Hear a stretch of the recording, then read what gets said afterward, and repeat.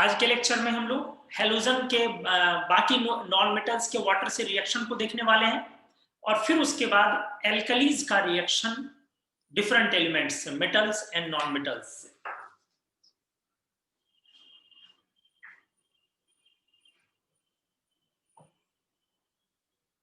Oxygen and sulphur कैल्कोजेंस में आ गए। Oxygen and sulphur, सबसे पहले ऑक्सीजन की बात करें। ऑक्सीजन इज वाटर सॉल्युबल, कोई केमिकल रिएक्शन नहीं होता है, बस सॉल्युबल है। और उसी तरीके से solubility is due to dipole ID interaction, जैसे इनर्ट एंड नोबल गैसेस का। Dipole ID interaction,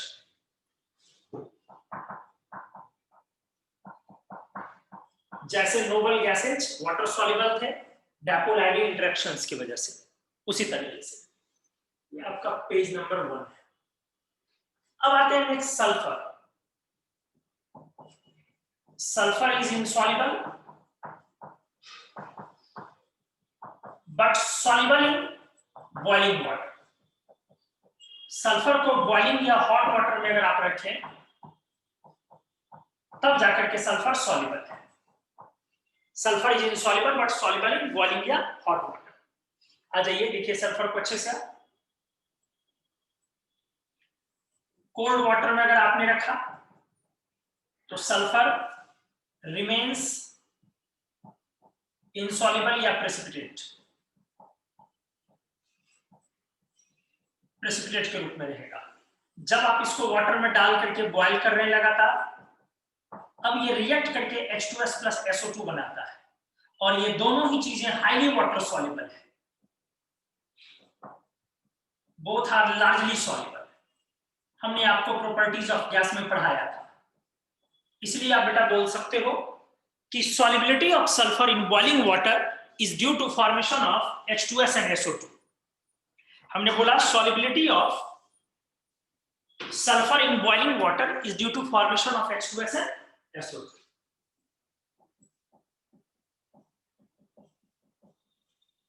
solubility of sulfur in boiling water is due to formation of H2S and SO2। इन दोनों के फॉर्मेशन की वजह से सल्फर आपका बॉइलिंग वाटर में soluble है। तो चलिए 6 ग्रुप में 2 ही नॉन मेटल है, बाकी सेलेनियम मेटल वाइड है, टेलुरियम मेटल वाइड है, फिर नीचे मेटल है। तो ऑक्सीजन और सल्फर की सॉल्युबिलिटी डिस्कस हुई और ये काफी इंपॉर्टेंट भी है आपके सिलेबस का। आ जाते हैं फिर 5 ग्रुप में, निकोजेंस में। निकोजेंस के नॉन मेटल्स में डिस्कस करें। अब अच्छे से ध्यान देंगे, 2 ही नॉन मेटल है, nitrogen and phosphorus. Arsenic antimony तो आपको पता है मेटल वाइड है और बिस्मथ आपका मेटल है। ये दोनों अपना नॉन मेटल है। बात करते हैं नाइट्रोजन से। नाइट्रोजन भी वाटर, ऑक्सीजन की तरह वाटर सॉल्युबल है, डाइपोल आईडी इंटरेक्शन, कोई केमिकल रिएक्शन नहीं। जैसे ऑक्सीजन का भी वाटर से कोई केमिकल रिएक्शन नहीं हुआ, सॉल्युबल क्यों है? डाइपोल आईडी इंटरेक्शन से। तो उसी तरीके से नाइट्रोजन भी वाटर सॉल्युबल है डाइपोल आईडी इंटरेक्शन से। Nitrogen N2 is water soluble. हाँ, कह सकते हैं कि लेस सॉल्युबल है, थोड़ा कम, उतना ज्यादा सॉल्युबल नहीं। And solubility is due to dipole ID interaction.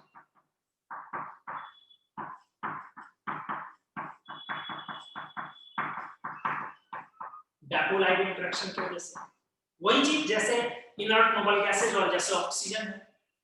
अब बात करते हैं फास्फोरस पर। Phosphorus is insoluble. क्या बोलोगे? Phosphorus is insoluble. अच्छे से देखोगे, फास्फोरस इनसॉल्युबल है। सल्फर भी इनसॉल्युबल ही बोलोगे, नॉर्मली इनसॉल्युबल ही बोलना पड़ेगा, लेकिन हाँ, सल्फर को आप हॉट वाटर में डालते हो तो सॉल्युबल हुआ, बट फास्फोरस जो है वो इनसॉल्युबल है।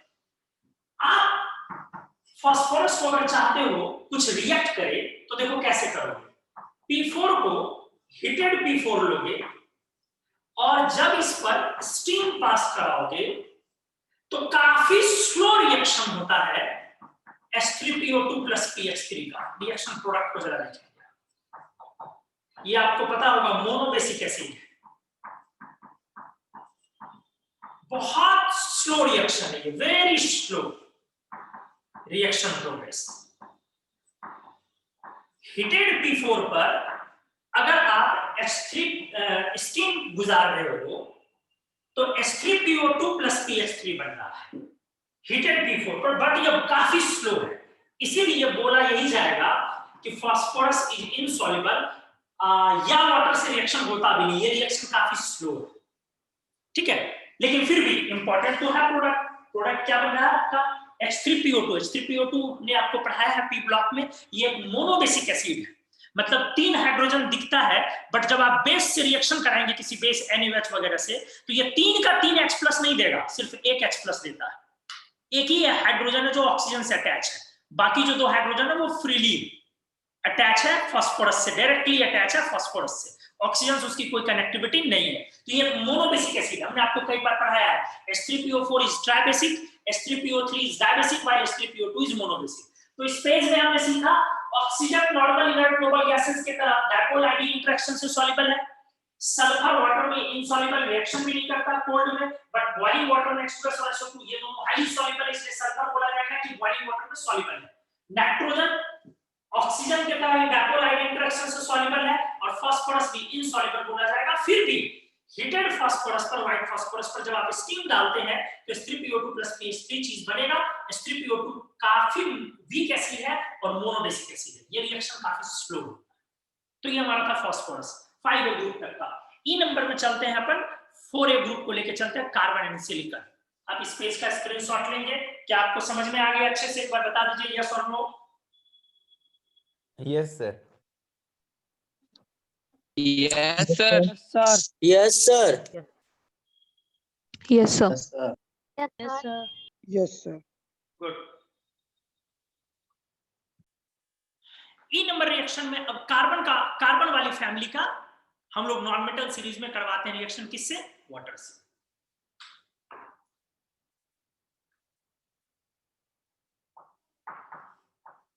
अच्छे से आप देखें, कार्बन फैमिली पर चल रहे हैं, 2 ही एलिमेंट को बेटा डिस्कस करना होगा, कार्बन एंड सिलिकॉन। सिलिकॉन क्योंकि है तो ये भी नॉन मेटल नहीं, बट हमने पढ़ा है कि ये नॉन मेटेलिक मेटलॉइड है, ये ऐसा मेटलॉइड है जिसमें नॉन मेटल का कैरेक्टर काफी ज्यादा है, इसलिए इन दोनों को ले सकते हैं। अब आ जाओ carbon both are water insoluble. अगर एक लाइन में बोला जाए तो बोलोगे both are water insoluble, carbon as well as silicon दोनों वाटर से रिएक्शन नहीं करता है, ध्यान से, इनसॉल्युबल है। फिर भी अगर आप रिएक्शन करवाना चाहो तो पहला नंबर कार्बन को देख लो ठीक से। आप रेड हॉट कोक लोगे, रेड हॉट, और उस पर आप वाटर डालोगे तो जब ये रेड हॉट है तो बेटा वाटर तो ऑलरेडी स्टीम बन जाएगा, इससे CO और H2 दो गैस का फॉर्मेशन होगा, CO प्लस H2। अच्छे से देखो, रेड हॉट कोक के ऊपर से जब आप स्टीम पास करोगे तो CO प्लस H2 बनता है, इसका नाम है वाटर गैस। 9th-10th में आपने पढ़ा होगा, या सिन गैस, या एक नाम है सिंथेसिस गैस।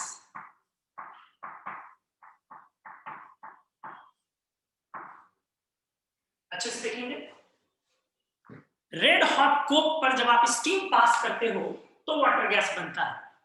हिंदी मीडियम वाले लोग पढ़ते भी हैं, लाल तप्त कोयले पर जब वाष्प का प्रवाह किया जाता है तो भाप अंगार गैस का निर्माण होता है, भाप अंगार gas is so called water gas. तो एनीवेज, रेड हॉट कोक पर आप स्टीम पास करोगे तो आपका वाटर गैस बनेगा, वो रेड हॉट कोक ही होना चाहिए। अगर आप कार्बन का कोई दूसरा एलोट्रॉप ले लिए तो नहीं होगा, ग्रेफाइट ले लिए तो भी नहीं होगा, डायमंड ले लिए और नहीं होगा। मतलब कार्बन कार्बन के सारे न्यूट्रॉप्स वाटर से रिएक्शन नहीं कर सकते हैं, कोक लेना होगा आपको।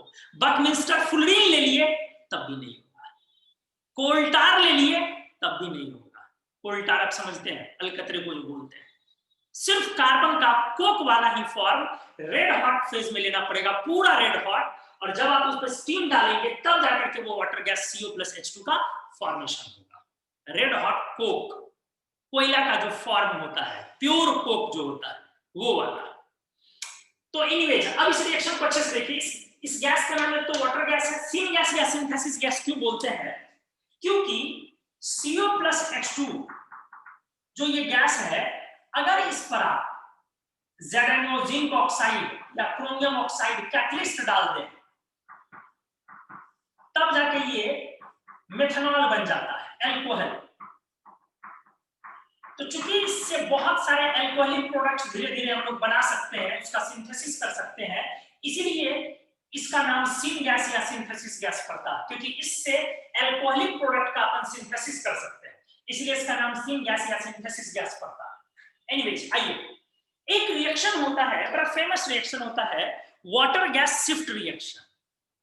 Water gas shift reaction, what is this reaction? Water gas shift reaction. देखो हम कैसे याद रखते हैं, ये जो आपका रिएक्शन है C+H2O CO+H2, इसमें वाटर गैस का प्रोडक्ट शिफ्ट कर दो दूसरे तरफ, तो उसको बोलते हैं वाटर गैस शिफ्ट रिएक्शन। इस रिएक्शन को भी जरा देख लें आप। What is water gas shift reaction? ये क्या है? देखो बड़ा आसानी से याद रखते हैं। CO+H2 में CO को एक तरफ रखा हमने और H2 को दूसरे तरफ हमने कर दिया, और यही चीजें हैं CO+H2। ठीक से देखो, फिर ये कैटालिटिक होता है, ये इजी नहीं है, कैटालिटिक रिएक्शन है, ये निकल कैटलिस्ट है। तो CO+H2O, अब CO+H2O, वैसे CO न्यूट्रल होता है, बट आप देखें यहां इसका हाइड्रोलिसिस हो रहा है, ये नॉर्मल रिएक्शन नहीं है, ये कैटलिस्ट वाला रिएक्शन है, और यहां पर ठीक से वाटर गैस का प्रोडक्ट उधर शिफ्ट कर गया, H2 अब प्लस, ठीक से देखेंगे क्या बन गया, ये रिड्यूसिंग एजेंट। कैसे पकड़ में आया सर वो रिड्यूसिंग एजेंट? क्योंकि देखो हाइड्रोजन +1 से 0 आया, हाइड्रोजन +1 से 0 आया, रिडक्शन हुआ। हाइड्रोजन बेटा +1 से 0 गया तो रिडक्शन हुआ। रिडक्शन कब होगा? जब सामने रिड्यूसिंग एजेंट होगा। देखो हमने कैसे याद रखा, हमने याद रखा CO+H2, C+H2O, CO+H2 है, ठीक है, पता है कि रेड हॉट होना चाहिए तब ये होता। अब ये वाटर गैस शिफ्ट रिएक्शन कैसा? वाटर गैस का प्रोडक्ट शिफ्ट कर गया। अब हाइड्रोजन कब आएगा? जब H2O से रिएक्शन कराएंगे, हाइड्रोजन +1 में ये 0 में गया, तो हम क्या देख रहे हैं बेटा? रिडक्शन हो रहा है। इसका मतलब ये कौन एजेंट? रिड्यूसिंग, और ये कौन एजेंट? ऑक्सीडाइजिंग। अब रिड्यूसिंग एजेंट का क्या होगा? ऑक्सीडेशन। तो रिड्यूसिंग एजेंट +2 में है, ऑक्सीडेशन करके क्या बनाओगे? बढ़ाओगे, CO2 बना दोगे। बड़ा इजी हो गया, देख लो। इस रिएक्शन को बोलते हैं हम लोग वाटर गैस शिफ्ट रिएक्शन। देखो कितना मजेदार और कितना इजीली याद रखे, कितना इजी वे में याद किए हम लोग। वाटर गैस का प्रोडक्ट का शिफ्ट रिएक्शन, शिफ्ट कर दो दो तरफ, तो C और H2, सॉरी CO और H2 अलग अलग कर दिया। अब CO और H2 कब बनेगा? वाटर लेंगे, अब वाटर ले रहे तो +1 से 0 रिडक्शन, तो ये रिड्यूसिंग एजेंट, तो इसका ऑक्सीडेशन हो गया, +2 को ऑक्सीडाइज करके +4 में लेके आया। आपको अब ये समझ में आ गया। तो इंग्लिश वैसा कोई काम नहीं है, पढ़ना था तो हमने लिख लिया। तो ये कार्बन का रिएक्शन था, ये दोनों गैस बन के उड़ गया, मतलब वाटर में नहीं है, वाटर से बाहर निकल गया, इसीलिए अभी भी कार्बन बोला जाएगा इनसॉल्युबल है। हालांकि जब हमने सल्फर लिया था तो दो प्रोडक्ट आया था H2S और SO2, और वो दोनों पानी में हाईली सॉल्युबल था, वाटर में, they were highly soluble in water, that's why sulfur is said to be soluble in boiling water, because both products H2S and SO2 were highly soluble in water. उनकी solubility की वजह से हम लोग बोलेंगे कि सल्फर हॉट वाटर में dissolve कर गया। बट यहां पे क्या बन रहा है? CO and H2, एक तो आपका रेड हॉट कोक है, इस पर आप ये स्टीम डाल रहे हो, तो प्रैक्टिकली सोचो कोई सॉल्यूशन थोड़ी ना बनेगा, स्टीम तो ऑलरेडी उड़ गया, मतलब आपका कोक डिकम्पोज हुआ बट सॉल्यूशन नहीं रहेगा। जैसे ही किसी भी चीज को आप रेड हॉट फॉर्म में लाए तो सॉल्यूशन कहां से बचेगा, वाटर तो स्केप कर जाएगा। तो सॉल्युबल होने के लिए तो पहले सॉल्यूशन होना चाहिए और उसमें डिसॉल्व होनी चाहिए चीजें। जैसे सल्फर को हमने जस्ट बॉयल किया या हीट किया, हमने सल्फर को रेड हॉट नहीं किया था जो स्टीम बन जाए। स्टीम जैसे ही आया मतलब कोई सॉल्यूशन नहीं मिलने जा रहा आपको, वो वेपर फेज में गैस फेज का कोई प्रोडक्ट मिलेगा, तो सॉल्युबल नहीं हुआ ना। सॉल्युबल तो सॉल्यूशन के लिए अपन बोलते हैं। तो चीजों को अच्छे से समझेंगे आप। ये वाटर गैस बना, रिएक्ट किया कार्बन रेड हॉट फेज में, but carbon is still said to be insoluble, क्योंकि कोई सॉल्यूशन का फॉर्मेशन नहीं हो रहा। तो ये काफी इंपॉर्टेंट है। CO is neutral gas, CO neutral gas होता है, पता है आपको। एंड अब चले आओ सिलिकॉन पे। सिलिकॉन उसी के ग्रुप का है, ये भी रेड हॉट सिलिकॉन रिएक्शन करता है। आपको पता है सिलिकॉन एक कोवेलेंट सॉलिड है, हमने बहुत बार डिस्कस किया। सॉलिड चार तरह के होते हैं, मेटेलिक जो मेटल वाले होते हैं, आयोनिक जो आयोनिक बॉन्ड में होते हैं, मॉलिक्यूलर जिसमें वैन डर वाल फोर्स होते हैं जैसे आयोडीन, व्हाइट फास्फोरस, और कोवेलेंट सॉलिड जिसमें इनफिनाइट चेन में कोवेलेंट बॉन्ड होता है। तो सिलिकॉन जेई में 2014 का पूछा हुआ क्वेश्चन है, इनफिनाइट चेन में सिलिकॉन फैलते चले जाएगा। हर एक सिलिकॉन अगले 4 सिलिकॉन से चेन में फैलते जाएगा, इसीलिए इसको आप कोवेलेंट सॉलिड बोलते हैं, इस तरह के सॉलिड। अब रेड हॉट सिलिकॉन पर जब आप स्टीम वाटर डालोगे तो ऑलरेडी स्टीम हो जाएगा, तो कार्बन के तरह वो भी रिएक्शन करता है। लेकिन बेटा देख, रिएक्शन के पैटर्न को समझ। आप बोलोगे सर इसका मतलब यहां भी यही चीज बनना चाहिए, SiO + H2, लेकिन प्रॉब्लम क्या है इस बार, SiO डज नॉट एग्जिस्ट, इसीलिए बन जाएगा SiO2 + H2। हमने आपको पढ़ाया है मल्टीपल बॉन्ड नहीं बना सकता है, SiO एग्जिस्ट ही नहीं करेगा। हमने आपको अच्छे से पढ़ाया, याद करो। CO में C triple bond, double bond हो और एक कोऑर्डिनेट बॉन्ड है।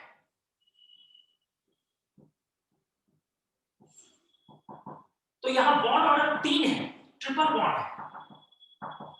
SiO में Si ट्रिपल बॉन्ड वो नहीं हो सकता है। आप समझ पा रहे हैं, बॉन्ड ऑर्डर 3 ये पॉसिबल नहीं है। क्यों? सिलिकॉन तो डबल बॉन्ड नहीं बनाता ऑक्सीजन के साथ। Silicon is unable to form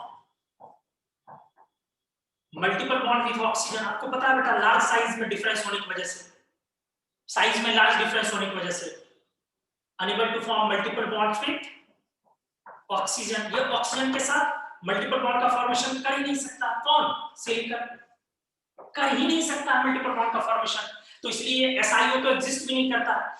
SiO2 भी जो बनता है, हमने आपको पढ़ाया है, SiO2 भी जो बनता है वो ऐसा नहीं होता है CO2 की तरह। जैसे कैसे आप CO2 बना लेते हो, ये भी हमने कई बार पढ़ाया है, ये ऐसा नहीं होता, ये पॉलीमेरिक होता है, पॉलीमराइज कर जाता है। हर एक सिलिकॉन 4 ऑक्सीजन से और हर एक ऑक्सीजन 4 सिलिकॉन से, हर एक ऑक्सीजन 2 सिलिकॉन से। तो ये भी कैसा सॉलिड हो जाता है, कोवेलेंट सॉलिड, इनफिनाइट चेन में फैल गया है, इस तरह से फैलते चला गया। तो एनीवेज SiO2 एग्जिस्ट कर जाता है, बट यहां भी मल्टीपल बॉन्ड नहीं है। SiO तो करता भी नहीं है, क्योंकि वहां तो और ट्रिपल बॉन्ड पॉसिबल नहीं। जब डबल बॉन्ड नहीं बनता तो ट्रिपल बॉन्ड तो बेटा और पॉसिबल नहीं। तो आपने क्या सीखा इस पेज में, कार्बन और सिलिकॉन दोनों वाटर इनसॉल्युबल है। लोग एक लाइन रट लेते हैं, बट उसी एक लाइन रटने को अगर इलैबोरेट करो अच्छे से तो इनऑर्गेनिक टेक्स टाइम, 10-15 मिनट आपको लगता है। तो आपने क्या सीखा इस पेज में, both of carbon and silicon are water insoluble, but both of them react with water at drastic or difficult situation, like when steam is passed over red hot carbon का कौन सा फॉर्म एलोट्रॉप को water gas gets formed. Formula of water gas is CO plus H2. This is also called syngas or synthesis gas. Why this gas is known as syngas or synthesis gas? Just because कि आप water gas को catalytic activity के through you can make some alcoholic products like methanol. Catalyst क्या? ZNO Cr2O3 आपको पढ़ना होता है। Water gas shift reaction is what? CO H2 अलग अलग और CO प्लस H2O उधर H2 प्लस CO2। फिर हमने बोला सिलिकॉन को भी आप इसी डिफिकल्ट और ड्रास्टिक सिचुएशन में सिलिकॉन का भी वाटर से रिएक्शन कराओगे, SI रेड हॉट पर स्टीम पास कराओगे तो क्या बन जाएगा? SiO2 O नहीं बनेगा इस बार, O2 प्लस हाइड्रोजन गैस। तो आपने क्या देखा? अगर आप गौर से देखो, अगर आप ये कार्बन फैमिली से पहले वाले नॉन मेटल पर जाओ, कहीं भी हाइड्रोजन गैस नहीं बनता है। ठीक से सुनोगे, इस बात को मैं अगले पेज में लिखने वाला हूं। अगर आप बेटा कार्बन फैमिली से छोड़ के बाकी नॉन मेटल्स पर जाओ, कहीं भी हाइड्रोजन गैस नहीं बनता है, क्योंकि non metals are powerful oxidizing agent. Think it. तो वाटर को ऑक्सीडाइज करेगा ना, वो ऑक्सीडाइज करेगा तो किस पार्ट को करेगा? हाइड्रोजन +1 तो ऑलरेडी मैक्सिमम में है, तो ऑक्सीडाइज करेगा लोवेस्ट ऑक्सीडेशन स्टेट ऑक्सीजन -2 को, इसीलिए O2 मिलने के चांसेस है। H2 अगर मिल रहा तो रिड्यूस कर रहा है, हाइड्रोजन +1 को रिड्यूस करके 0 में ला रहा है। नॉन मेटल्स तो रिड्यूसिंग एजेंट अच्छे होते नहीं है, तो रिड्यूस करेगा कैसे? सोचो अच्छे से। इसलिए नॉन मेटल्स हाइड्रोजन नहीं दे सकता है वाटर के साथ। अगर कोई पूछे क्यों, तो बोलोगे non metals are famous, non metals are known for their oxidizing activity, their oxidizing property. Non-metals are not good reducing agents. Some of them are excellent reducing agents. We know, like carbon, sulfur, phosphorus, hydrogen, boron and silicon. तो कुछ non-metals reducing agent हैं, अच्छे हैं, but non-metal generally बोलने का मतलब होता है कि अच्छा oxidizing agent, इसलिए वाटर को रिड्यूस करके हाइड्रोजन नहीं दे सकता। बट आप 8A को आपने देखा वो रिएक्शन ही नहीं कर रहा, सॉल्युबल है। 7A को आपने देखा कि वो रिएक्शन कर रहा है, सॉल्युबल है, एक आयोडीन छोड़ के, आयोडीन एक इनसॉल्युबल है। 6A को आपने देखा ऑक्सीजन सॉल्युबल है बिना रिएक्शन किए हुए। सल्फर हॉट वाटर में H2S प्लस SO2 बन के डिसॉल्व कर गया। 5A में नाइट्रोजन नॉर्मली सॉल्युबल है। फास्फोरस, हीटेड फास्फोरस पर जाकर स्टीम डालते हो तो H3PO2 और PH3 बनता है, क्योंकि स्टीम डाल रहे हो इसलिए वो भी इनसॉल्युबल कहलाएगा। 4A में कार्बन सिलिकॉन दोनों डाइहाइड्रोजन हाइड्रोजन गैस देगा। आपको एक एक रिएक्शन का प्रोडक्ट पता रहना चाहिए, क्योंकि ये बेसिक रिएक्शंस है। अगर ये नहीं आएगा तो आगे बड़े रिएक्शंस इसी से बनने वाले हैं, वो और नहीं बनेगा आपका। अब इस सेकंड पेज का स्क्रीनशॉट लें, दिस इज पेज नंबर 2। क्या आप लोग को अच्छे से समझ में आया? यस और नो जल्दी बताएं। Yes sir. Yes. Yes, sir. Yes, sir. Yes, sir. Yes, sir. Yes sir. Yes, sir.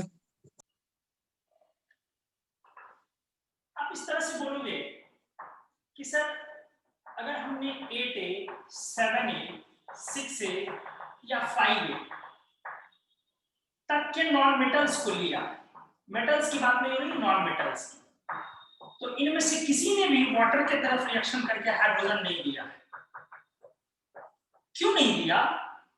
H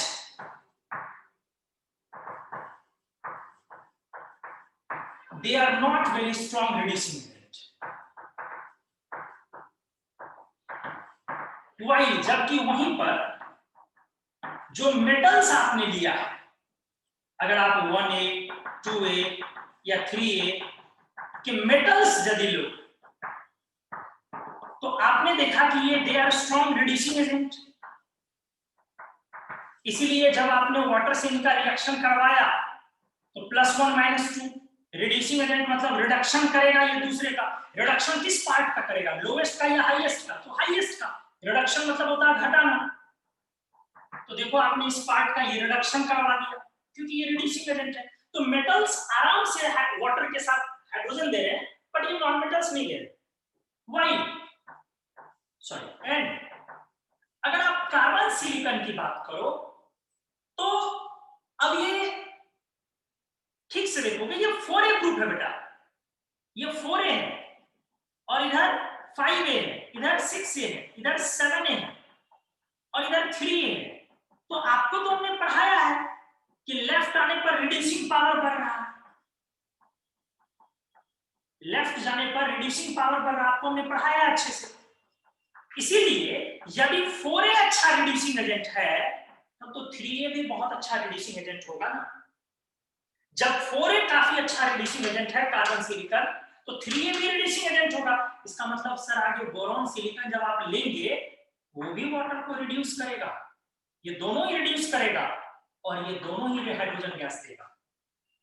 क्या ये समझ में आया आपको अच्छे से क्या हम बता रहे थे? बोरॉन एल्यूमिनियम, क्या ये पॉइंट आपको समझ में आया? ये लॉजिक बड़ा अच्छा लॉजिक दिया हमने। Yes, sir. Yes, sir. Yes, sir. Yes, sir. Good. देखिए भाई साहब, तो अब आप ना रेडी हो जाइए। ई नंबर में आपने कार्बन किया, एफ नंबर में बोरॉन फैमिली को लिखिए और धीरे धीरे लिखिए, वाटर से रिएक्शन अब इजी होना स्टार्ट हो जाएगा। ठीक से देखो, बोरॉन एल्यूमिनियम वगैरह जो भी है, रिड्यूसिंग पावर, अब तो ये रिड्यूसिंग एजेंट है, एक्सेलेंट रिड्यूसिंग एजेंट, क्योंकि मेटल वाला ग्रुप आ गया। तो रिड्यूसिंग पावर किधर बढ़ता है? हमने पढ़ा है रिड्यूसिंग पावर इंक्रीजेस डाउनवर्ड, हमने अच्छे से पढ़ा है। डाउन का ग्रुप बढ़ता है रिड्यूसिंग पावर, रिएक्शंस के फर्स्ट क्लास में हमने किया है। तो अब जरा सोचो, जब आप वाटर से रिएक्शन बोरॉन को कराओगे तो उसको रेड हॉट करना पड़ता है, तो ये अपने आप स्टीम बन जाता है और अब बन जाएगा वही metal oxide plus hydrogen gas. But इसको सिंपलीकरण करना पड़ता है एल्यूमिनियम के केस में, क्योंकि रिड्यूसिंग पावर बेटर हो रहा है, Al2O3 प्लस हाइड्रोजन गैस, ये भी इनसॉल्युबल, ये भी इनसॉल्युबल। समझो लॉजिक कितना अच्छा है। 2 मैग्नीशियम को हिट करते हो, कैल्शियम फिर कोल्ड वाटर से रिएक्ट कर जाता है। तो एकदम जो है ना सीक्वेंस में चीजें लगी हुई है। अगर आप इतने के बाद ये चीज सब नहीं समझ पा रहे हैं तो फिर आगे समझ भी नहीं पाएंगे, कभी दोबारा मौका भी नहीं मिलेगा आपको सीखने का। ये सब 4A के पास जब हाइड्रोजन दिया, माना हमने कि 4A अभी भी वहां पर रेड हॉट करना पड़ रहा है, रेड हॉट एलिमेंटल फॉर्म पर हम लोग स्टीम पास करा रहे हैं, तब दे रहा है। 3A में तो रिलेटिवली इजी होगा क्योंकि 3A और बेटर रिड्यूसिंग एजेंट है। 3A में बोरॉन में चलो तब भी रेड हॉट कर दिया हमने, बट एल्यूमिनियम तो अब ज्यादा रिएक्टिव हो गया, ज्यादा स्ट्रॉन्ग रिड्यूसिंग एजेंट हो गया, बस इसको सिंपली वाटर को गर्म करना पड़ा। हमने पढ़ा है मेटल किसी रिएक्शन में वाटर का, अच्छे से पढ़ा है कि एल्यूमिनियम हॉट वाटर से रिएक्ट करता है, इनसॉल्युबल मेटल ऑक्साइड या मेटल हाइड्रोक्साइड बनाता है। 2A में जाओ 1A में जाओ तो धीरे धीरे कोल्ड वाटर से रिएक्शन हो जाता है और बड़ा विग्रस रिएक्शन होता है, वाइगरली रिएक्ट करता है। अगर आप सीजियम वगैरह को करो तो वो एक तरीके से एक्सप्लोजन हो जाता है। सीजियम के टुकड़े को डायरेक्टली वाटर में आप डाल भी नहीं सकते हो, एक्सप्लोजन हो जाएगा, इतना फास्ट रिएक्शन होता है और डाइहाइड्रोजन का फॉर्मेशन होता है। तो चीजों को आप एनालाइज कर पाए सारे। आप क्या बोलोगे? बोरॉन और एल्यूमिनियम रिएक्शन तो कर रहा, आप क्या बोलोगे? इनसॉल्युबल इन वाटर या सॉल्युबल इन वाटर?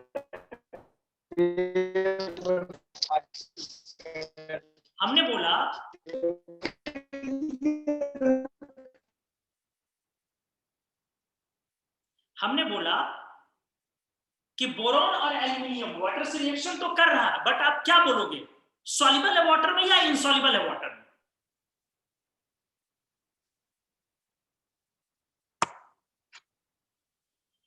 बोरॉन और एल्यूमिनियम वाटर से रिएक्शन कर रहा है, बट क्या बोलोगे आप? सॉल्युबल या insoluble? Insoluble. Insoluble in Insoluble. water. Insoluble, sir. Insoluble, sir. Insoluble, sir. Insoluble, sir. Very good. आप बोलोगे बेटा therefore boron and aluminium, क्योंकि अभी भी insoluble प्रोडक्ट बन रहा है, are also water insoluble।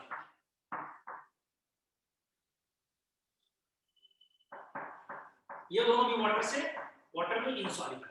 इस तरीके से हमारा ये रिएक्शन कंप्लीट हुआ। कौन सा रिएक्शन? नॉन मेटल का वाटर से। Non-metal. हमने सारे नॉन मेटल का वाटर से रिएक्शन कराया। आप अच्छे से एक बार देख ले, क्या डाउट है? आपको 2 मिनट का टाइम दिया जा रहा है, सोच भी ले कि आपको इसमें से क्या कुछ पूछना है क्या। पीछे के लेक्चर में जब हमने ऑक्सीडाइजिंग पावर आपको पढ़ाया है, ऑक्सीडाइजिंग पावर को एक बार जहन में फिर से लाए। सुरभि क्लास कर रहे हो आप? Surabhi? Yes, sir. Oxidizing power बेटा किन किन चीजों पर डिपेंड करता है?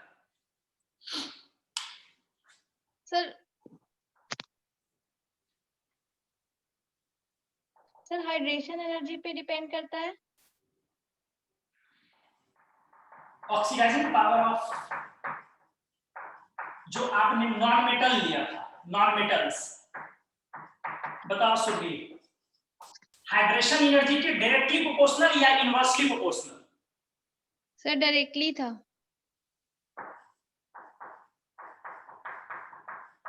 और कौन सा फैक्टर था बताओ जल्दी?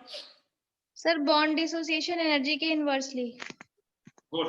और कौन सा फैक्टर था? और इलेक्ट्रॉन गेन एंथैल्पी के डायरेक्टली।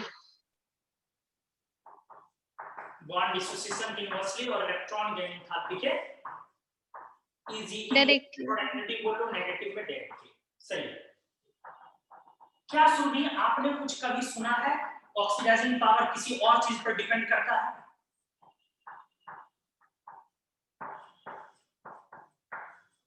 नॉन मेटल से अगर कंपाउंड्स आ जाए,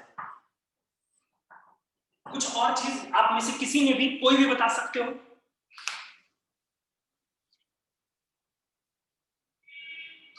यहां तो सिर्फ नॉन मेटल्स था, fluorine, chlorine, bromine, iodine, oxygen, sulphur, जो भी लेना था नॉन मेटल। बट अब दूसरे कंपाउंड्स के लिए भी इंक्लूड कर रहे हैं चीजों को।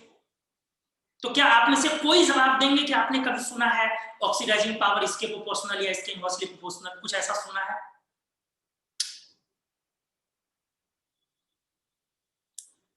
Anahita, sir Anahita yes sir. कभी सुनी हो बेटा? सर याद नहीं है सर। दिमाग पे जोर डालो, सुने होंगे, डेफिनेटली सुने होंगे। हाँ निशांत कुछ बोल रहे थे, बोलिए। Sir reduction potential. बेटा रेडॉक्स पोटेंशियल तो वही चीज से आता है जो कन्वर्ट करते हो, उसका जो डेल्टा एच डिफाइन होता है, फिर डेल्टा जी निकलेगा, वहीं से कन्वर्ट होगा माइनस एनआरटी लॉग के एफ, लॉग के से।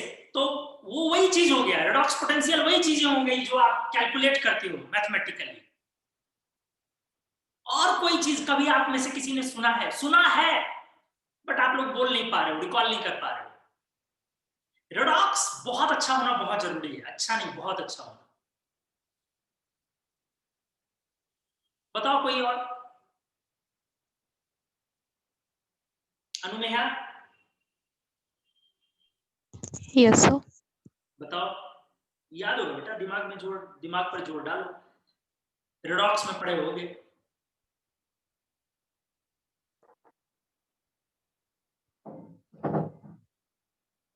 जूली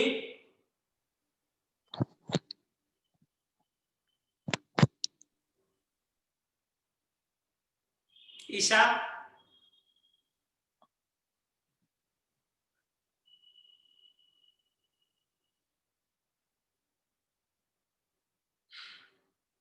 कोई नहीं बताओगे जी? Mohit oxidation number sir. S K Suman किस बैच से हो? सर हम न्यू हैं। New, good. ऑक्सीडेशन नंबर में पॉजिटिव की negative? Negative sir. Negative oxidation number के? No Yes, sir sir. Positive होगा। पॉजिटिव। पॉजिटिव। अच्छा अनु, अभी तुम बोले पॉजिटिव, ठीक है याद था, चलो ध्यान नहीं आ रहा। क्यों होगा Yes, sir. पॉजिटिव?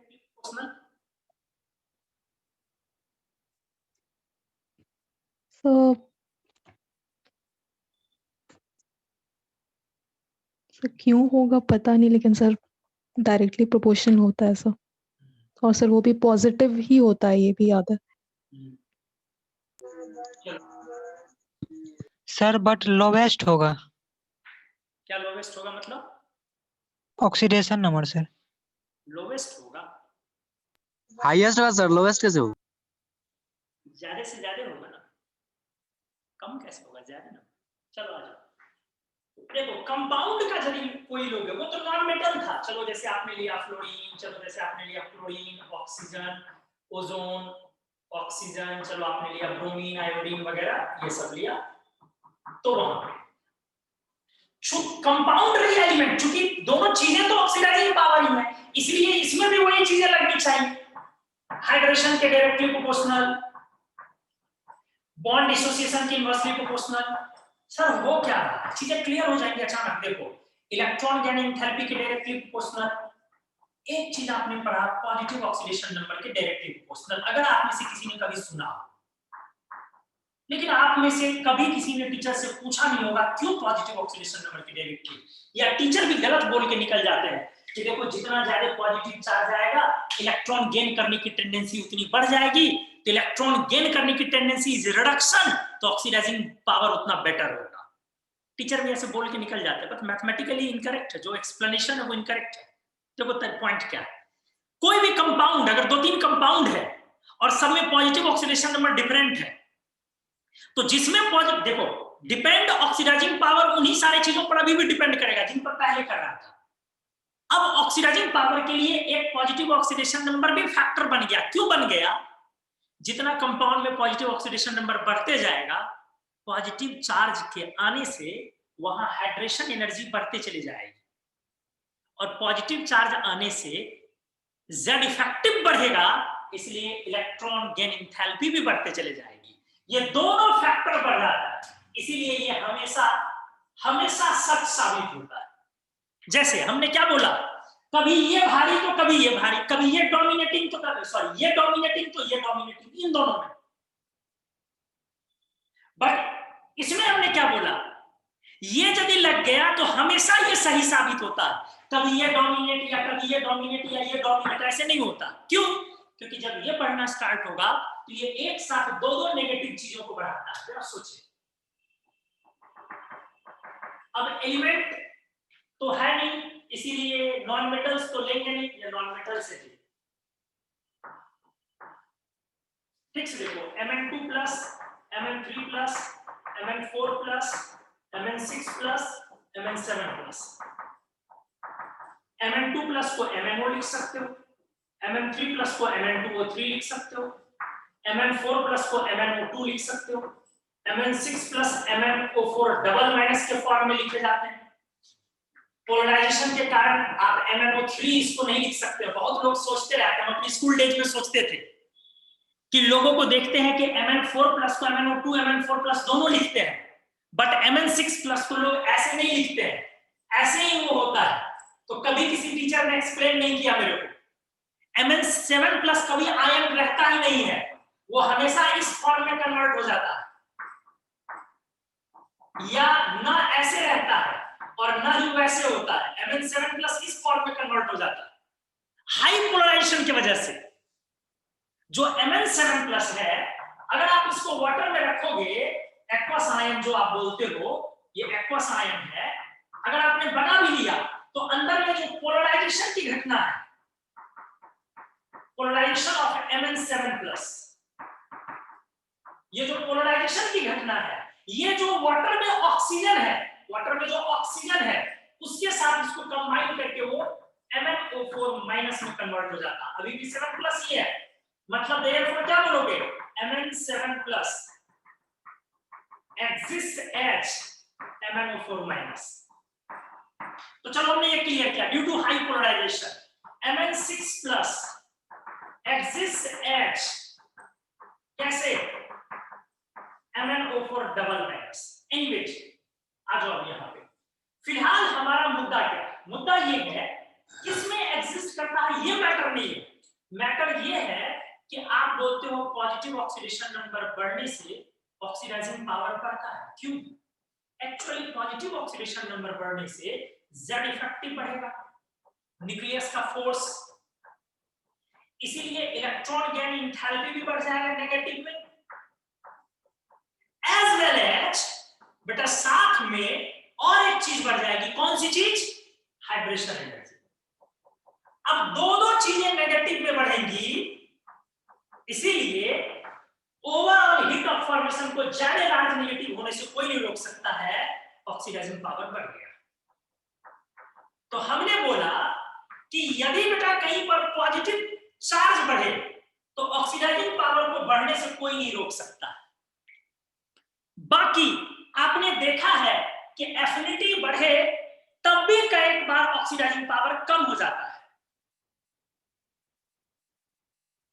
आपने देखा अच्छे से, एफिनिटी बढ़े तब भी ऑक्सीडाइजिंग पावर कम हो जाता है। एफिनिटी में फ्लोरीन क्लोरीन की एफिनिटी ज्यादा है फ्लोरीन से, आपने पढ़ा पिछले लेक्चर में, क्लोरीन की एफिनिटी फ्लोरीन से ज्यादा है, बट फ्लोरीन की ऑक्सीडाइजिंग पावर ज्यादा है क्लोरीन से।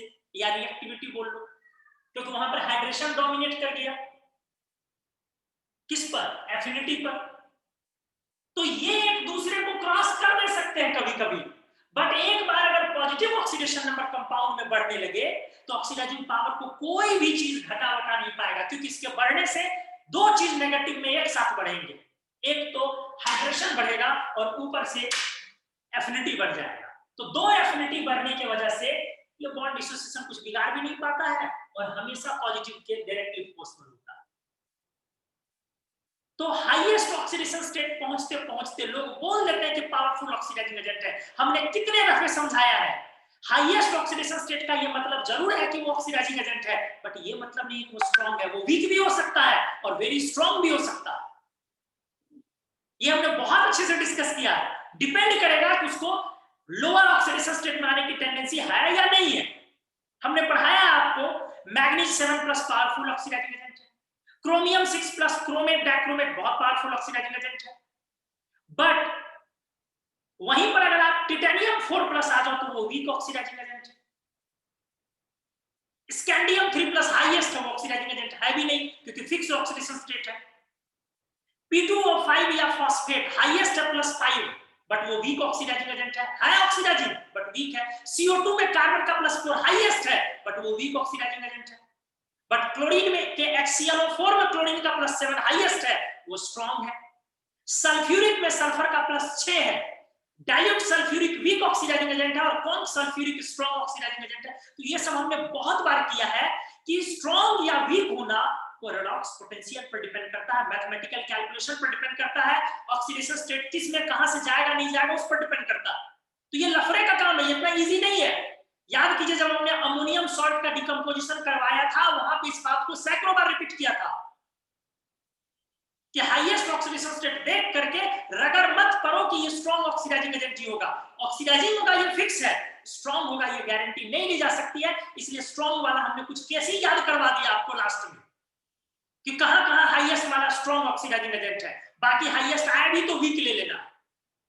हमने आपको बहुत अच्छे से याद करवा दिया, बट ये रिएक्शन चैप्टर पढ़ रहे हैं अपन, एक बार फिर से याद करवाएंगे आपको, कोई कंफ्यूजन ना पीछे बचा रहे, एक बार फिर से याद करवाएंगे। आप इस पेज का स्क्रीनशॉट ले, अभी 5th नंबर पेज में हम लोग जाने वाले हैं। तो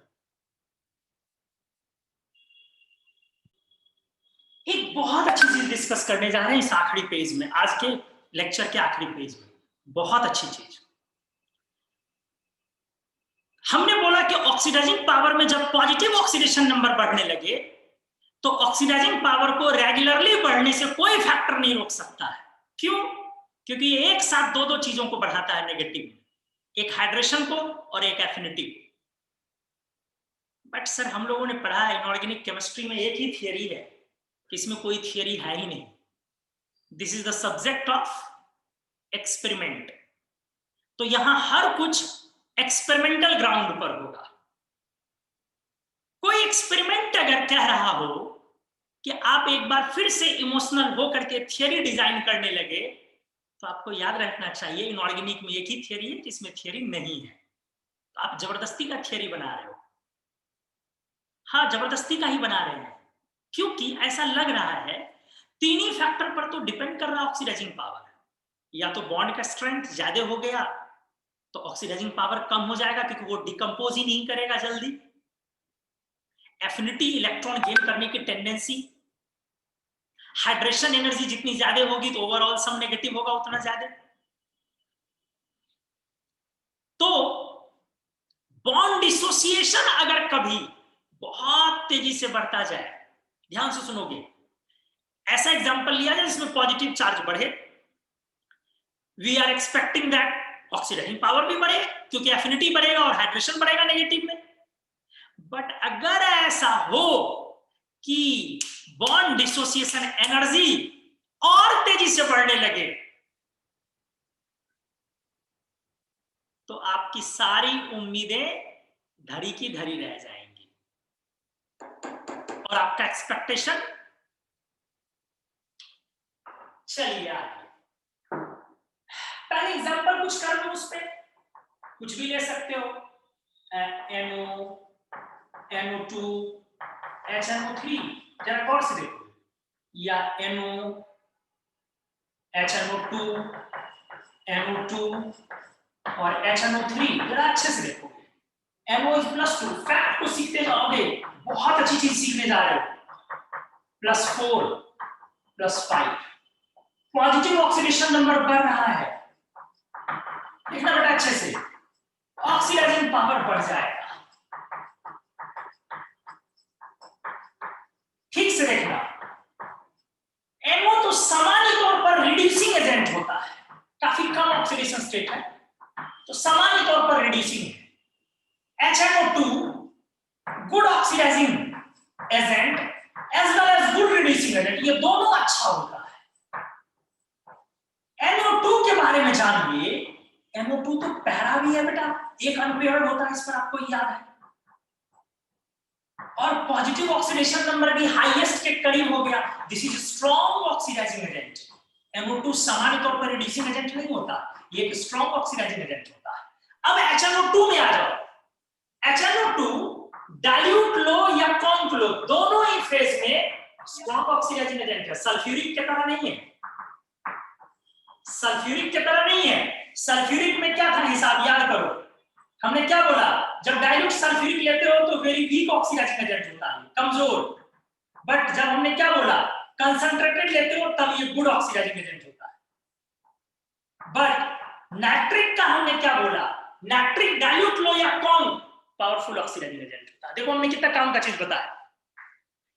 कुछ लोग सी प्रकार के कैटेगरी के लोग कहे जाते हैं जो HNO3 और H2SO4 में कमी ने कंपेयर करते हैं कि नाइट्रोजन में +5, सल्फ्यूरिक में सल्फर +6, इसलिए sulphuric is better oxidizing agent than nitric. C², C3। ऐसा नहीं है, ये जो ऑक्सीडेशन नंबर का मैजिक है ये सेम कंपाउंड के लिए लागू होता है, ये दूसरे पर तीसरे का लागू नहीं होता है। HNO3 और H2SO4 में कंपेयर नहीं करोगे। HNO3 और H2SO4 में अगर सेम कंसंट्रेशन पर बात किया जाए तो always nitric being will be a good, relatively a better oxidizing agent. अगर सेम कंसंट्रेशन लोगे, सेम डाइल्यूशन लोगे, मान लो 50% सल्फ्यूरिक एसिड का सॉल्यूशन है, मतलब 1 लीटर पानी 1 लीटर सल्फ्यूरिक, 1 लीटर पानी 1 लीटर नाइट्रिक, तो नाइट्रिक का सॉल्यूशन ज्यादा पावरफुल होगा सल्फ्यूरिक से। तो ऑक्सीडेशन नंबर का मैजिक कहां लगाओगे, जब एलिमेंट सेम रहेगा तब। तो आ जाओ, हमने बोला, हमने इंडिविजुअल में डील किया और ओवरऑल भी। आप लिखोगे H2SO3 और H2SO4 +4 +6, आप इसी को SO2 भी बोलते हो, इसी का एनहाइड्राइड है, intermediate oxidizing agent, good reducing agent, ये अच्छा रिड्यूसिंग एजेंट होता है। और जब इससे ज्यादा वाला ही कमजोर है, जब यही वीक ऑक्सीडाइजिंग एजेंट है, इसको तो कभी गुड लिख भी मत देना, फिर भी उसका ज्यादा होगा। हाँ, इसका कंसंट्रेटेड फॉर्म अच्छा होगा। आज फिर मैं बात कर लूं, H3PO2, H3PO3, H3PO4 +1 +3 +5, positive oxidation number बढ़ने से ऑक्सीडाइजिंग पावर बढ़ रहा है। अच्छे से आप देखोगे, हाँ सर बात सही है, सर हाईएस्ट आ गया ना, क्या स्ट्रॉन्ग ऑक्सीडाइजिंग एजेंट बोल दो ना बेटा, हमने स्पष्ट मना किया है ऑक्सीडाइजिंग एजेंट होगा, ये सही है, बट स्ट्रॉन्ग बोलने का हक नहीं है अनलेस कि आप जानते नहीं हो। हमने अभी चौंकाया, सल्फ्यूरिक को वीक लिखा है, सिर्फ कंसंट्रेटेड सल्फ्यूरिक को अच्छा लिखा है, और नाइट्रिक में ऑक्सीडेशन नंबर कम है सल्फ्यूरिक से, बावजूद इसके अच्छा लिखा है। आपको सावधान रहना पड़ेगा। Highest oxidation state means oxidizing nature, but it doesn't mean powerful oxidizing nature. ठीक है, तो अगर प्रैक्टिकली बात करो तो ये वीक ऑक्सीडाइजिंग एजेंट है। अब भाई साहब ये तो और ऑक्सीडाइजिंग नहीं हो सकता, अब तो ये गुड रिड्यूसिंग एजेंट है, क्योंकि इसके पास तो एक पीएच बॉन्ड भी है, आपको तो पता भी है। सेंट्रल एटम से जब डायरेक्टली कन्वर्ट हो जाए, आपको पता है अच्छे से, सेंट्रल एटम से जब डायरेक्टली कनेक्ट हो जाए हाइड्रोजन, तो वो एक अच्छा रिड्यूसिंग एजेंट होता है, और ये तो बहुत पावरफुल रिड्यूसिंग एजेंट है। हमने आपको पढ़ाया था सिल्वर नाइट्रेट, और विरले ही कोई चीज सिल्वर में रिड्यूस कर सकता है। सिल्वर नाइट्रेट को बहुत ही कम चीज इसको रिडक्शन करके सिल्वर में ला सकता है, वो चीज कौन है? H3PO2 है या H3PO4 है। ये दोनों ही उसको रिड्यूस करके, क्योंकि हमने पढ़ाया ये दोनों स्ट्रॉन्ग रिड्यूसिंग एजेंट है, ये इसको रिड्यूस करके सिल्वर में लाता है, और ये आपके डी ब्लॉक में पढ़ना काफी इंपॉर्टेंट चीज है ये। तो आपको हमने ये क्लियर कर दिया। हाईएस्ट ऑक्सीडेशन स्टेट वाला देखो, हाईएस्ट ऑक्सीडेशन स्टेट मैं ले रहा हूं, फिर भी वीक ऑक्सीडाइजिंग एजेंट वाला कुछ एग्जांपल्स में लिख दे रहा हूं। CO2 या कार्बोनेट, एक ही चीज है, दोनों में कार्बन +4। P2O5 फॉस्फेट, अच्छे से देखोगे, मैं लिस्ट फिर से कर रहा हूं। सल्फेट या H2SO4 डाइल्यूट लेके, BO3 या B2O3 ले लो या H3BO3 ले लो, हाईएस्ट है 3 ग्रुप का +3 में, ये सब हाईएस्ट वाला मैं लिख रहा हूं। और भी ले सकते हो, जैसे टिटेनियम 4+ या TiO2, 4B ग्रुप का है, हाईएस्ट है। V2O5 या वैनेडियम +5, ये 5B ग्रुप का है, हाईएस्ट है, बट ये सब वीक है बेटा। सिलिकॉन वाला ले लो, SiO2 4A ग्रुप का है, हाईएस्ट है, तो वगैरह वगैरह। वहीं पर हाईएस्ट वाला कुछ स्ट्रॉन्ग भी ले लो। सोचो कितने काम की चीजें डिस्कस कर रहा हूं, ये सब फिजिकल में आपका क्लियर होना चाहिए था। हाईएस्ट वाला कुछ स्ट्रॉन्ग ऑक्सीडाइजिंग एजेंट भी लेकर के दिखा रहा हूं। Highest oxidation state, strong oxidizing agent कई बार हमने किया है, बट आज केमिकल रिएक्शंस चल रहा है, इसलिए सबका समरी फिर से लिख रहा हूं। MnO4- बट एसिड मीडियम में परमैंगनेट। हाईएस्ट वाला फिर लिख रहा हूं मैं, डाइक्रोमेट, बट एसिड मीडियम में हाईएस्ट ऑक्सीडेशन स्टेट है। H2O8 पेरोक्साइड वाला डाइसल्फेट, ये आपको याद होना चाहिए। H2SO5 पेरोक्साइड के कारण, H2SO6 पेरोक्साइड के कारण। और भी यहाँ पे एग्जांपल लिख रहा हूं, यहाँ पे कुछ लिख देता हूं मैं, ये देख लो। H4HgO6, क्योंकि यहाँ पर जेनॉन +8 में है। ठीक से देखो, F6, हालांकि जेनॉन वाला तो सारा हैलाइड हमने बोला था पावरफुल होता है, सारा बोला था हमने हैलाइड, टोटल आईटी का आया हुआ भी ETC लगा। इसको मैं यहाँ पे, ये मेरा मिस मत कीजिएगा, नोट करने में आपका गलत ना हो। तो अगर बेटा आपसे ना हो याद, ना आप उतना निकाल पाते, तो आप इतने फैक्टर को जरा ध्यान में थोड़ा सा रखा करें कि कौन कौन हाईएस्ट वाला वीक है और कौन हाईएस्ट वाला स्ट्रॉन्ग है। इनर्ट पेयर इफेक्ट में कोई भी हाईएस्ट हो तो वो स्ट्रॉन्ग होता है। थैलियम 3+ इनर्ट पेयर इफेक्ट से सफर कर रहा है, स्ट्रॉन्ग होगा। लेड 4+ इनर्ट पेयर इफेक्ट से सफर कर रहा है, स्ट्रॉन्ग होगा। बिस्मथ 5+ इनर्ट पेयर इफेक्ट से सफर करता है, स्ट्रॉन्ग होगा। तो खैर काफी लंबा चौड़ा पहले पीछे पढ़ाया भी, बहुत लंबा चौड़ा पीछे से पढ़ा के भी दिया गया आपको। तो आज की क्लास बहुत इंपॉर्टेंट थी, काफी इंपॉर्टेंट थी। आप सब चीजों को थोड़ा अच्छे से देखें।